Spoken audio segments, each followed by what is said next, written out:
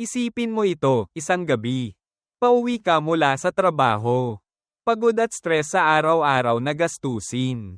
Pumasok ka sa isang maliit na tindahan upang bumili ng tubig at napatingin ka sa mga loto ticket sa tabi ng counter. Parang may isang kakaibang pakiramdam sa loob mo na nagsasabing, bumili ka ng ticket ngayon. Hindi mo alam kung bakit. Pero parang may bumubulong sa'yo. Hindi mo ito madalas ginagawa, hindi ka naman talaga naniniwala sa loto. Pero sa gabing iyon, hindi mo napigilan ang sarili mo. Kinuha mo ang isang tiket. Pinili ang mga numerong unang pumasok sa isip mo. At iniabot ang bayad. Pagdating sa bahay, iniwan mo lang ang tiket sa ibabaw ng lamesa. Kinalimutan ito. At natulog. Kinabukasan, habang nagkakape, binuksan mo ang balita. May nanalo ng jackpot sa loto, isang premyong kayang baguhin ang buong buhay ng isang tao. Ang mga numerong tinaya mo kahapon ay ang eksaktong lumabas sa draw. Hindi ka makapaniwala. Tumakbo ka sa mesa. Kinuha ang tiket.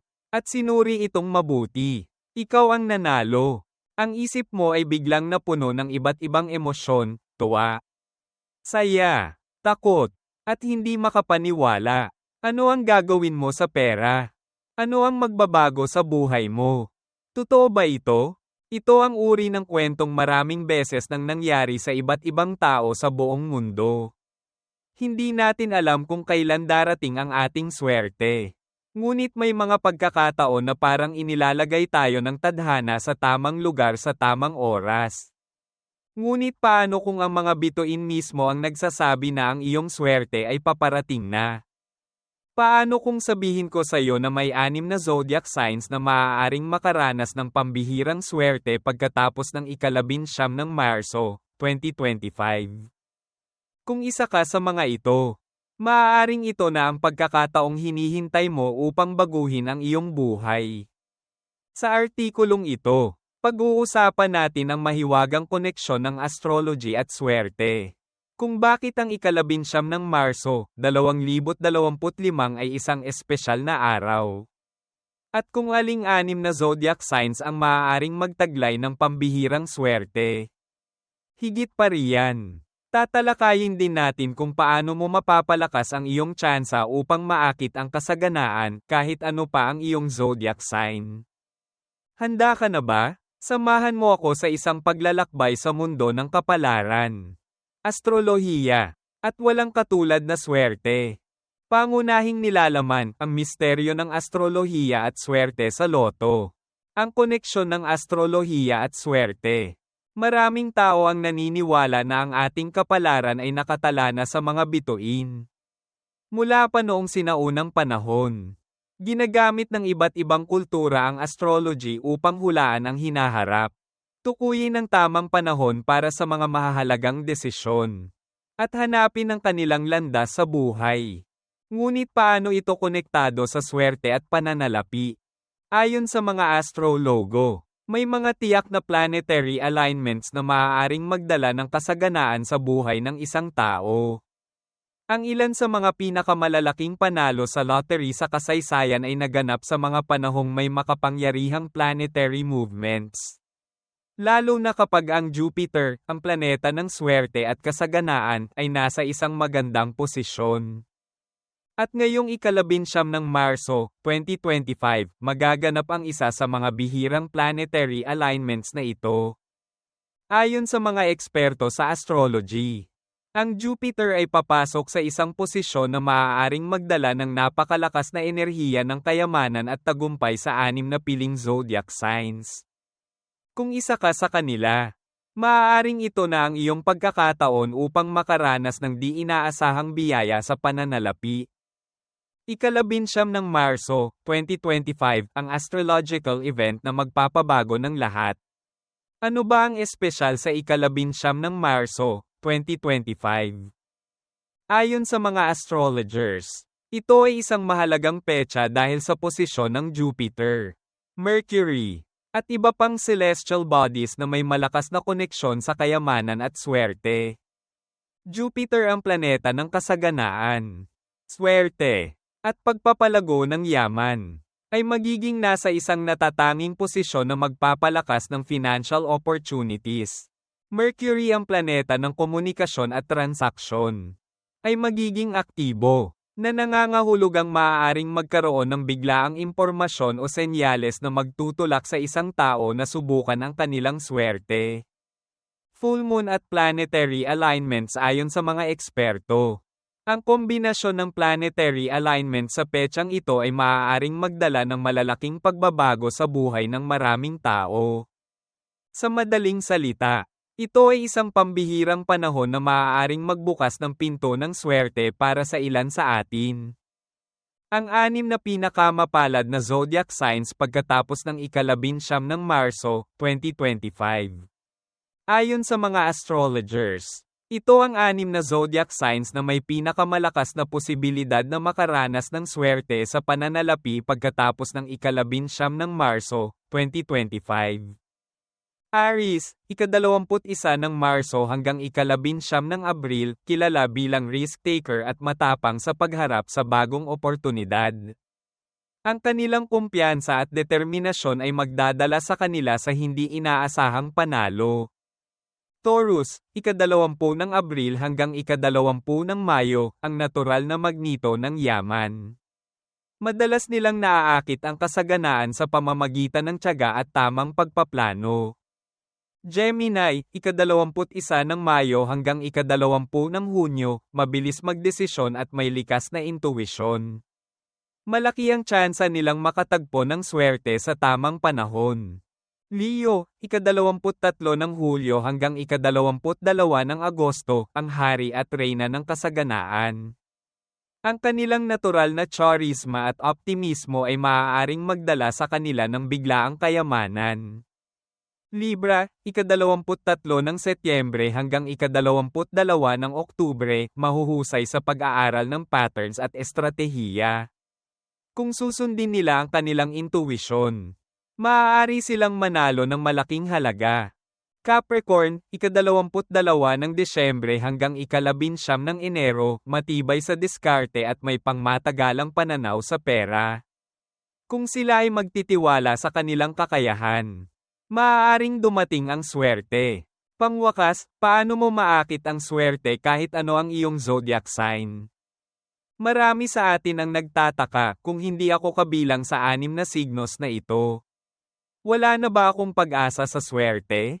Ang sagot ay hindi. Sa huling bahagi ng artikulong ito, tatalakayin natin ang mga estratehiya upang maakit ang swerte kahit anong zodiac sign mo.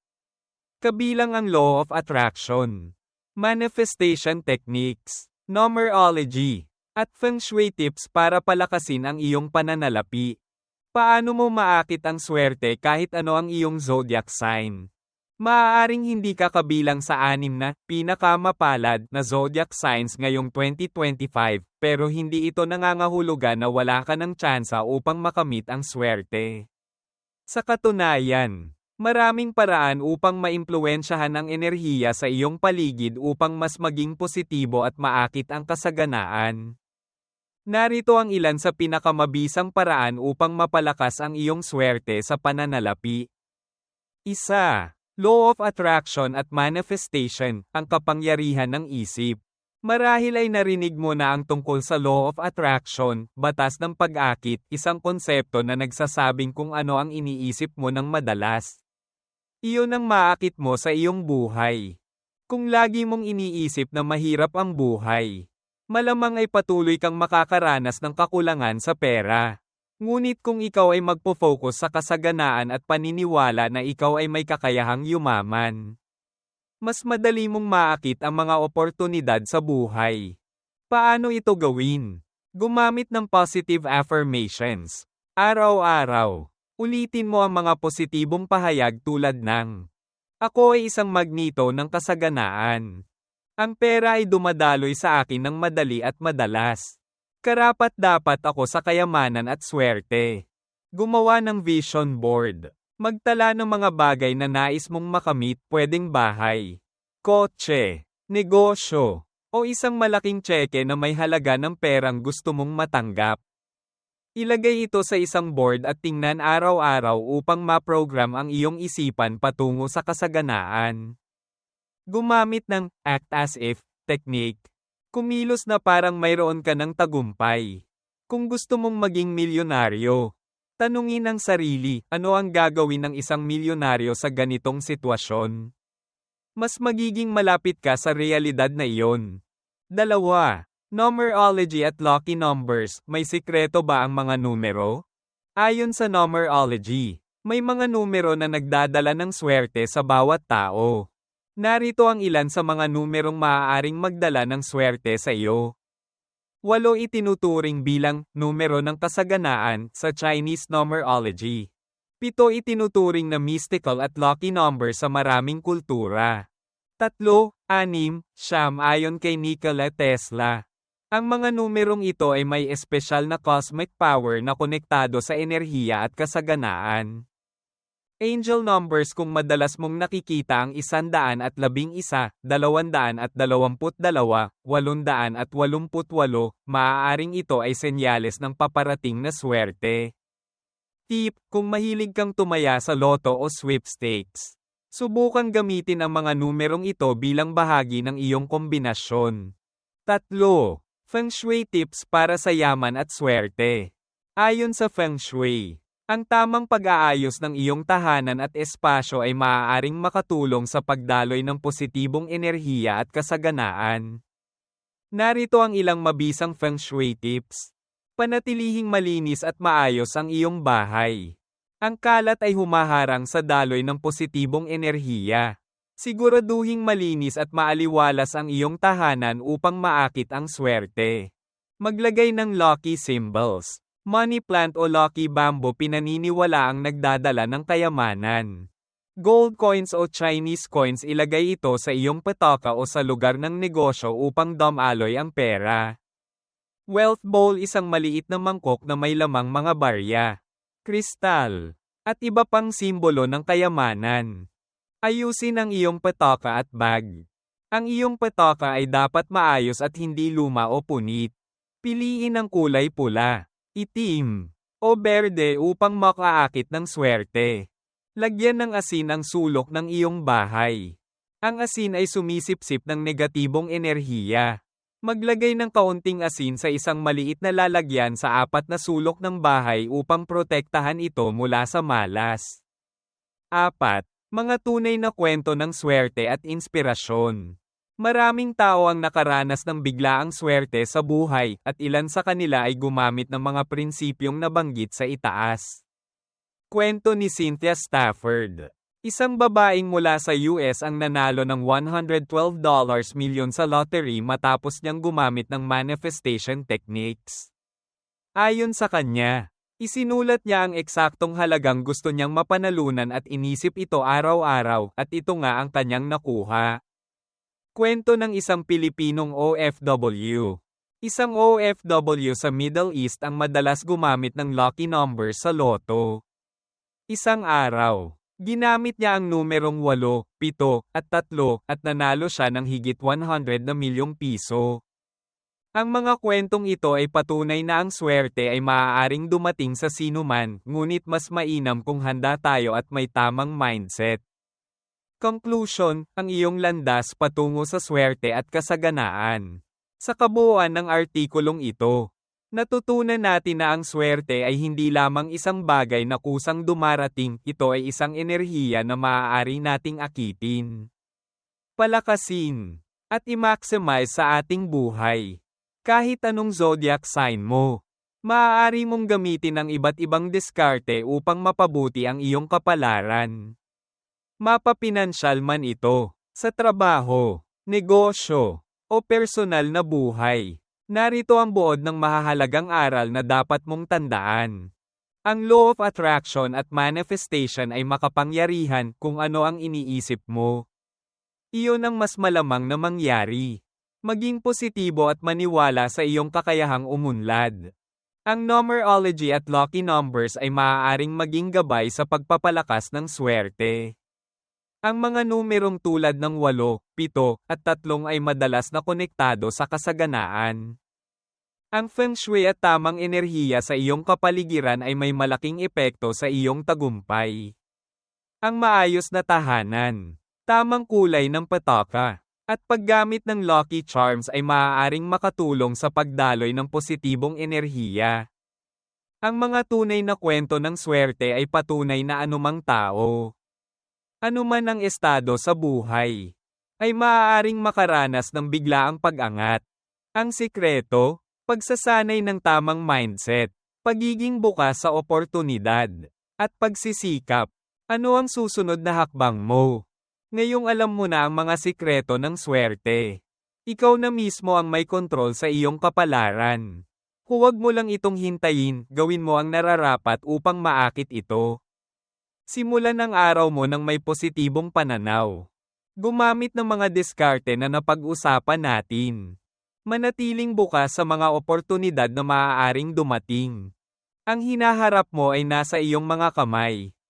Kung gusto mo pang matuto ng mas marami pang kaalaman tungkol sa swerte, kasaganaan, at balanseng pamumuhay, siguraduhing i-follow ang aming channel, The Road to Tranquility. I-comment ang iyong lucky number at zodiac sign sa ibaba. Baka ito na ang simula ng iyong swerte. Salamat sa pagbabasa, at naway dumaloy sa iyo ang kasaganaan.